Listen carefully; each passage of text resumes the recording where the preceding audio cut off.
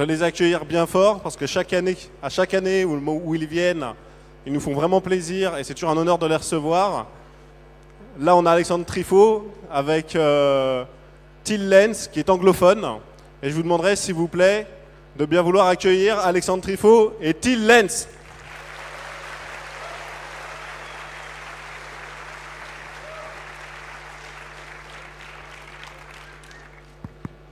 Okay, so thank you very much. Good afternoon, everyone. I will just do a very quick introduction of who we are. I'm Alexandre. I'm specialized in security, in physical security, to access IT stuff. So I don't need your password. I don't need to go into your firewall. I can just go directly into your server room. And Till is doing the same. So LENZE is a tactical locksmith from Germany, in Berlin. And he is also specialized in this kind of stuff, but more on the complicated stuff when you don't have access to high-end tools, if you are in another country or if you have some trouble and you cannot really use what you want to use. You have to do it only on your own. So he will explain you a lot of stuff he can do and you can do if you have trouble. Thank you. So this is a workshop about basic things, mechanical manipulation of locks. I mostly live unplugged, so I don't have a lot of knowledge about my computer or anything else digital. And there are things in life that you cannot, where you cannot help you with a escape button or Alt F4 button. So this is about the moments in life. Maybe you locked yourself out, or your parents locked you in your room. You have to get out, or you're a hostage, for example, and you have to find some way to get out of this facility. So you will have to help yourself with stuff which surrounds you, and stuff which surrounds you. We work with this a long time. When we were primates, we started to find sticks and stones and build some tools out of this. So this is since a long time, this is into our bones, into our genetics, and we can use it today, same as we used it since 100,000 of years. So I start with a common pin tumbler lock. It's a 5-pin cylinder, like we have it everywhere in the world, and in most European countries. We have these locks with 5 pins, very simple. We have a housing, we have a plug, we have the pin chambers and a C-clip. We have, here we can see it again, we have a keyway, we have a housing shell, we have key pins, the plug surrounding the pins. On the key we have the bow, a blade, the cutting depth and the stop, so we cannot enter too far into the core of the cylinder. Here we have an explosion view of the lock, where you can see clearly the springs and the manufacturing way of the lock. So we have, at the downer part, we have the springs which push the pins up into the core. We have the driver pins, the key pins. The key pins touch the key at the key cuttings. We have the plug where the pins are inserted. The C-clip which holds the plug into the cam driver, and all this is stuck into the housing and operates if you insert the proper key or you use manipulation tools. This is how the right key would operate the lock.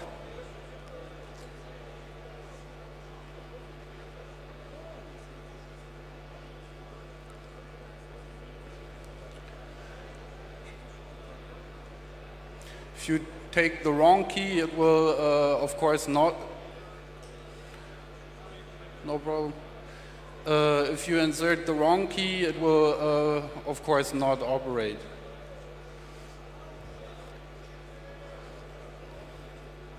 This is how lockpicking works. We insert the tension wrench, we insert the lockpick, and we set the first pin. And this training lock is only one pin to make clear how it works.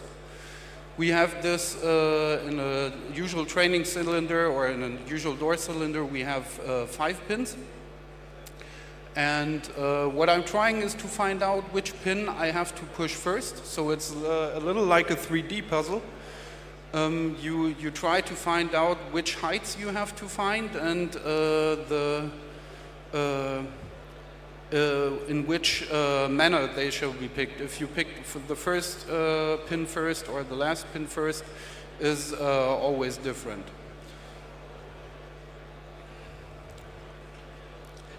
So what we can do,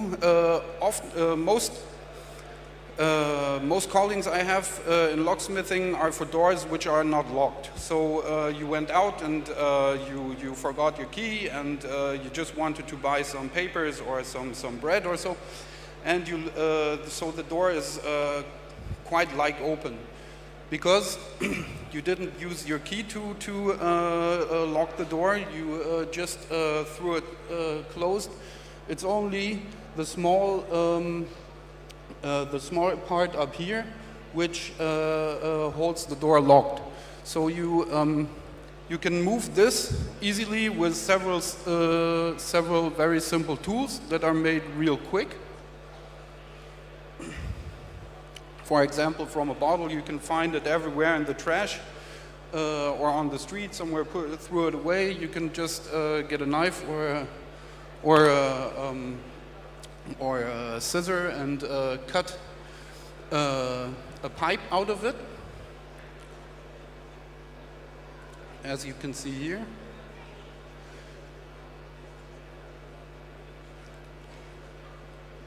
If you cut the pipe in half, if you cut the pipe out, you cut it in half. You remove the plastic.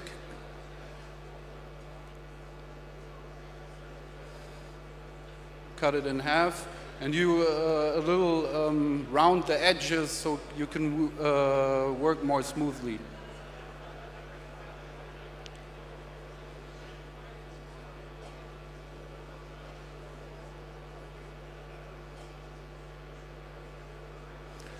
This is all you need to do. You insert the shim into the door. You search for the right spot where you hear the snapper run, the piece of metal I just showed before. And you push against this and you pull the handle towards you. If you pull the handle towards you, you will release the holding part and you will move it very easily. Same thing you can do with a wire from a bicycle, for example, from the inside of a bicycle wheel. You clip it off. You make a wire just like this. You bend it in this manner. Yeah. Later at 20 o'clock we will have a workshop where you can see all this in real life, and we can make some tools like this if you like. So this is how easy it can be to open a unlocked door. So my advice is, if you have a lock in your door, you should use it, because I know a lot of people, if they call me, they closed the door, they went to work or went to some appointment because they thought, okay, it's I closed my door, what shall happen? I call till later, and 6 hours the door is like, how you see it's like open. So if you have a lock in your door, then use it. And most people have these 5-pin tumbler locks,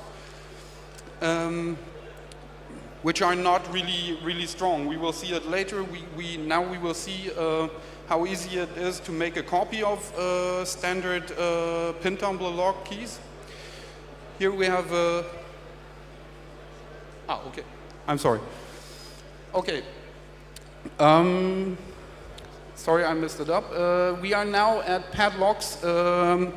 If you have a padlock, it's sometimes not the easiest way to pick it. You can also bypass padlock easily. This foil is took off a cola can, or doesn't matter the brand, but of a can. You cut it in this shape, you fold it, you bring it to this shape, and it looks kind of like this. You insert it into the padlock, you insert it to the side where the bar is not, and you turn it around to the other side. So it pushes the bar to the inside and frees the shackle, so you can pop the shackle up, and it works like this.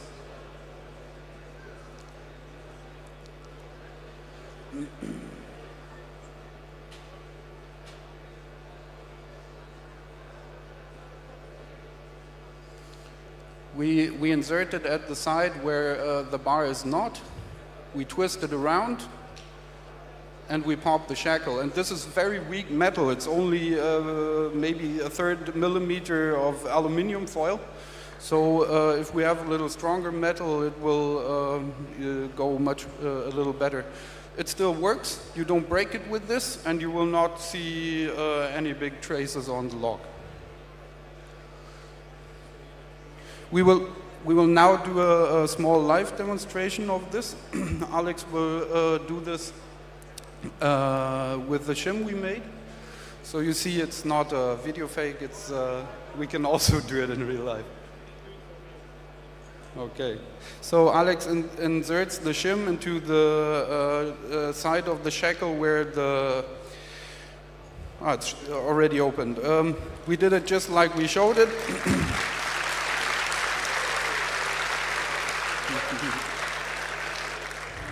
And it doesn't.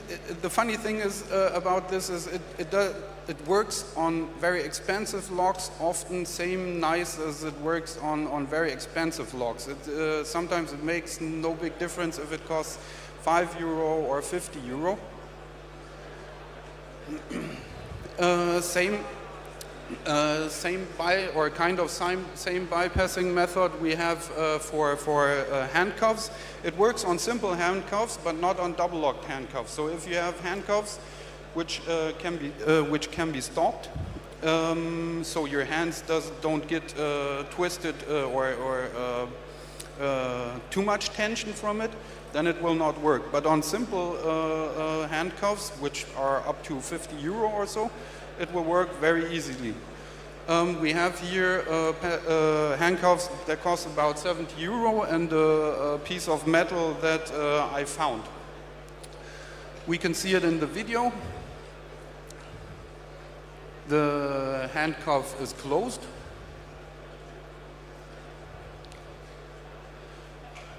I take my piece of metal. It's about 0.4 millimeters thick. I insert it into the shackle hole of the handcuff. I fit it in, and then I have to close the handcuff a little bit to get the metal in deep enough, but mostly you have a little space. You only have one try. And then you pull the handcuff open. There are several kinds of attacks we can use on these handcuffs, and Alex will show other one right now. You can take the other side as well, then you don't have to push the shackle in, you can directly release it.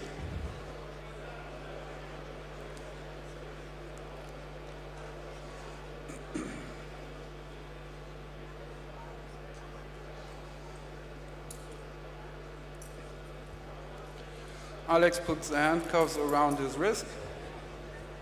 Maybe this is a bad idea. We don't have a key for it, so it has to work.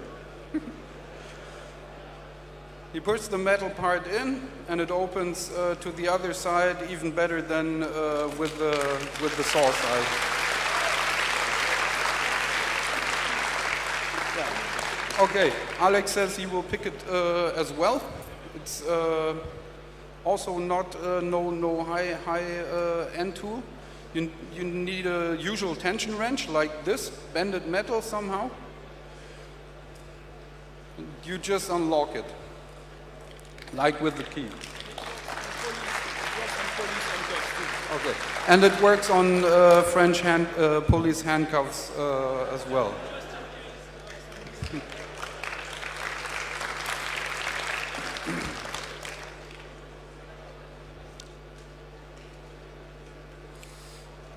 So, I like this one. You can, if you have some window wipers from cars, you don't, please don't go around and just take them off a car or so. I don't advise you to do this, but if you go to, for example, a car doctor, a mechanic for cars, or if you look around the street, you will find some flat metal, but this metal is one of the best. I like it. It's spring steel. It bends, but it's still very hard metal. So you extract the metal parts from the window wipers. You can bend it with a multi-tool or what you have. You can also bend it in small metal holes or door frames or whatever. You bend your tension wrench, which you need to pick locks. You can bend several ones because you will have several kinds of keyways that you want to fit it into. And you will need a small file or a stone or something like that to make some shapes of lock picks. This is pretty nice. In some countries, you're not allowed to take your lock picks with you. But if you're a lock picker or you work with locks and so, you really want to have this because you buy in foreign countries, you buy some real cool locks and you think, oh cool, now I have to wait 3 weeks until I'm home and I need my, and I have to, then I can use my lock picks. You can make it on your own or you have other purposes and you cannot bring tools or don't want to see people how you bring tools into the country. So you can make pretty nice tools of these and you can bend the metal, for example, in several shapes to make it a little more handy, or you take some plastic.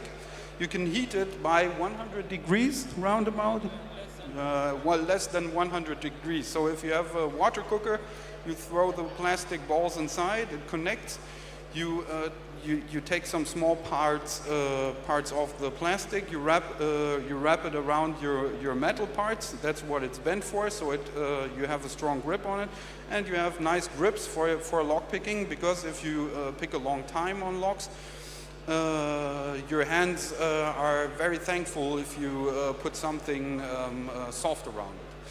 So as you can see on the picture, now you have the tension wrenches, you have the lock picks, and you have two locks which are picked. You have one pin tumbler lock and one dimple lock. And you can, this is not the only thing you can pick with these simple tools. If you really get used to make your own lock picks, it's very easy to make same good lock picks from yourself than you can buy. So there are some more locks I picked with it, and it works real fine. And here we have a small video as an example how easy it can be to pick a padlock, for example, if it's not shimmable. This one, you cannot shim this padlock with the aluminium foil. Alex will show this in a short demonstration. You will try.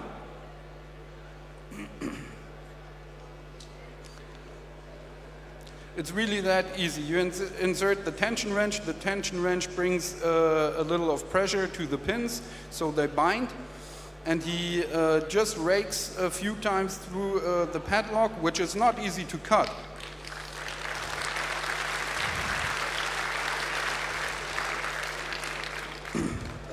It would be a little hard. You would have to find a good saw to cut this, or you would have to get a grinder to open it. You cannot do this with a usual bolt cutter or so. So the lock picks are the better choice, I think.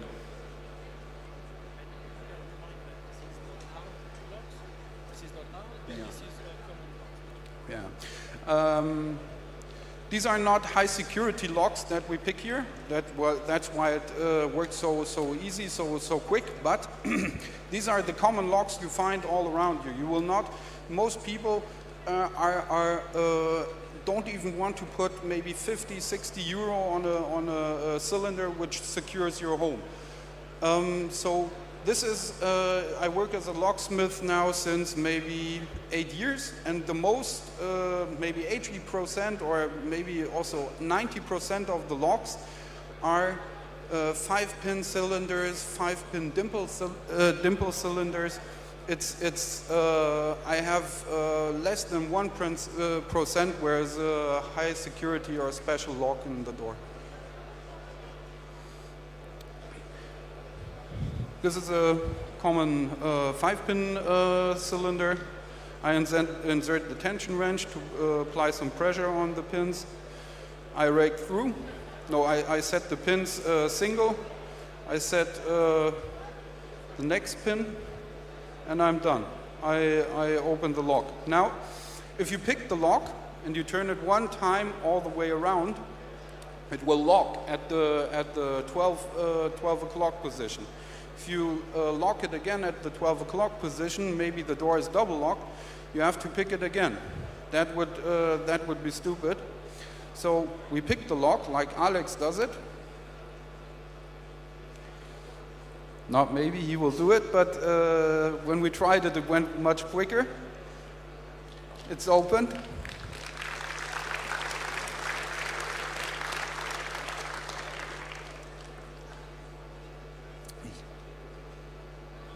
Yeah. Okay, we have here at the upper side, we have a plug spinner which is bought. It costs about 90 euro. It's a good tool if you work as a professional or if you're a lockpicker and sometimes you open doors. I advise you take the tool for 90 euro. If you don't have it or if you can't afford it, you can take this little piece of metal you just saw, put a usual kitchen rubber to it, and you do as you see on the picture. You hold, or as you see in the movie now, you insert the metal part, the spring steel, you insert it into the lock, you hold it, and you let the rubber fly. And what happens is, the mechanic of the lock is too lazy to realize that it's been thrown over the position of locking. So it goes over the locking position, and you can unlock it again and again and again. You can do this as often as you want. In the vise in the door, you can only do this 2 or 3 times. Now, sometimes it might be necessary to copy a key. So if you have a pin tumbler lock key, this will work pretty good. We took a very standard lock and keys for it. You can also on locks or cylinders with a security card or very high security keys, you can do the same thing.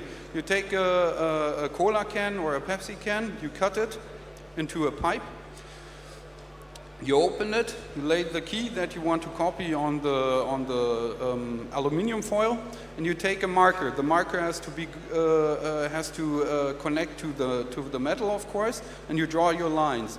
When you see, now you draw the outlines, so you have to cut the inlines. If you cut the outlines, it will be too big or too thick for the to really duplicate the key. You will have to cut the inlines to have a proper duplication of the key. There it is. It looks almost same, and it's very weak. But still, we have here a demo lock, so you can clearly see what happens. You have to carefully insert the aluminium foil key into the lock.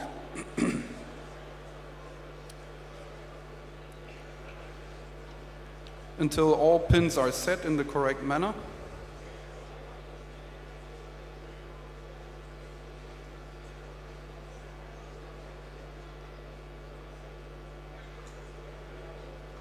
and it's unlocked. So the key almost exactly fitted. I had to cut one or two cuts a little deeper. If you put it in, if you do this in a door, you cannot, because the key is so thin, you cannot rotate it at the locking point of the lock in the door. So you take a tension wrench to it and turn it around, and you can open and close the lock as often as you want. I used now this key maybe 20 or 40 times, and it's still working. Alex will show this in live with a plastic key. What we used as a plastic door shim, we can also use as a material to copy the key. He inserts the plastic key into the core of the cylinder. It's set. He inserts the tension wrench to it, and he can turn it as often he wants to the one side, to the other side, so you can easily copy a key like this on a cheap way.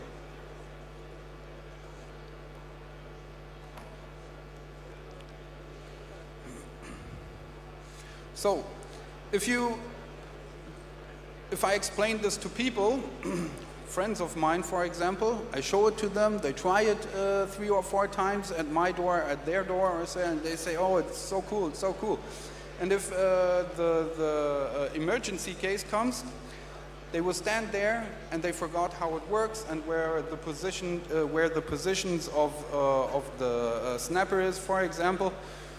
So please, try this at home. Before, if you come to an emergency situation, you will be nervous and you will not remember right. So take this at home and try this at home. And what I wanted to say at the beginning is that from the evolution, when we were primates, we were used to use stuff which was laying around us. So we could build tools about a few 100,000 years before we could speak. So this is really deeply into us, and everybody can use this, and it's very easy to do. If you try this, if you if you do a little reconnaissance on what you have to work with. So if you're in an emergency situation, maybe you can take some of these things with you, and maybe you can remember with all the digital stuff that from the DNA we're 89.5% chimp. So it's we can play a lot with this stuff. Thank you.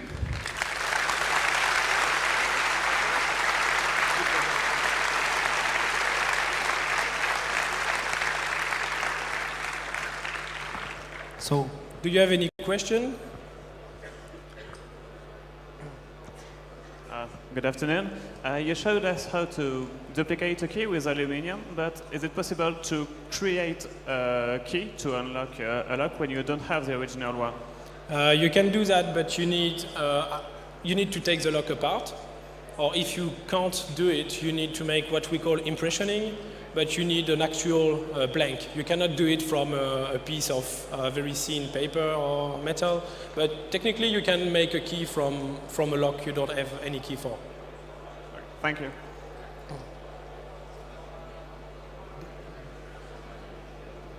Hello. First of all, very nice talk. It was very informative. Thank you. You showed us 2 different padlocks, and you said that one of them cannot be shimmed. Yes. Why is that? I will show the video.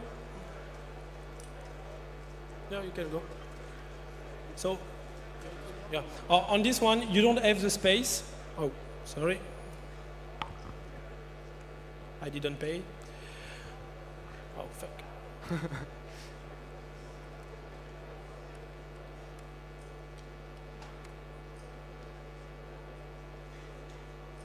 Okay, so here on the side, you don't have enough space to put the shim. Or you could maybe put a shim, but you cannot turn it. So basically, you can't shim it. I see. Thank you. Any question? Yes? I will make a bonus with this. Is there any way to unlock a ball-based key? You know, the key with the ball on the hole in it, and which is without the pin. Okay. What was the question exactly? En français, sinon. Est-ce qu'il y a moyen de... Okay, you mean this kind of lock, dimple pin? Yes. So what is the question? How can we pick it? Yes. You can show the tool. Actually, you just need a tool designed to pick them. Wait, I will just make the focus.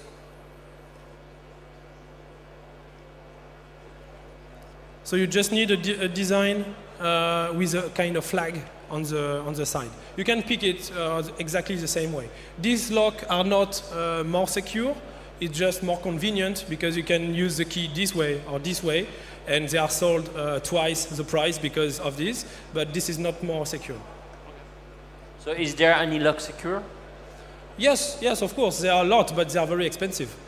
So the purpose of this talk is to show what you can do with more than 50% of locks, but of course there are better locks, but you don't find them a lot and you need to pay a lot to have them.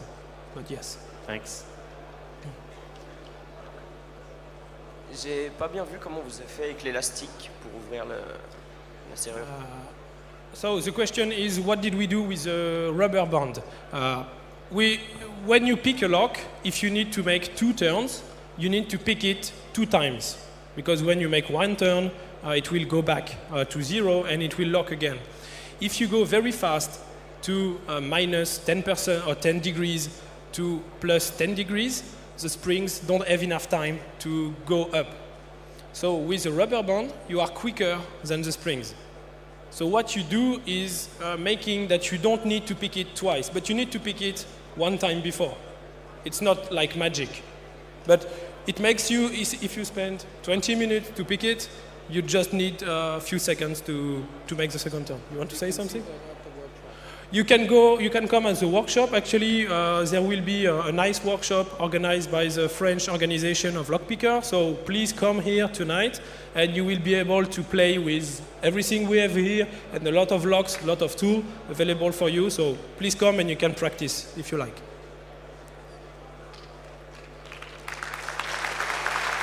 Thank you. So, thank you very much at first, and if there is no more question, I will just show you a bonus, if you like.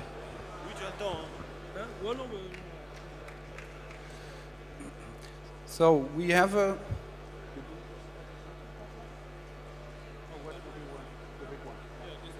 Okay, so we have a heavy-duty padlock, like this.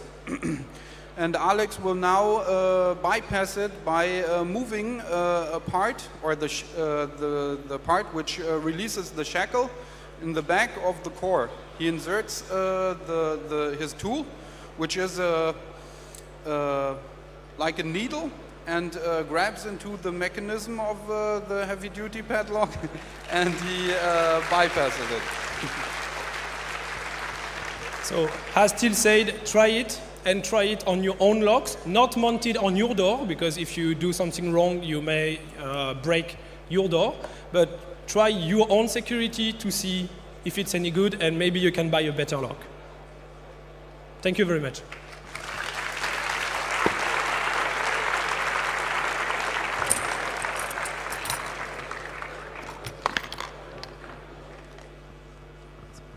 Merci infiniment pour cette conférence. La prochaine conférence va être donnée en français, je pense qu'elle va tout autant vous intéresser. Elle est réalisée par 2 Julien. Non, ils sont 2. C'est pas son nom de famille. Et on va vous parler de comment est-ce qu'on peut transformer une application de dating en système de géolocalisation GPS. Donc vous allez voir que ce que vous croyez être une innocente application pour s'amuser et passer un peu de temps, Donc on a développé un outil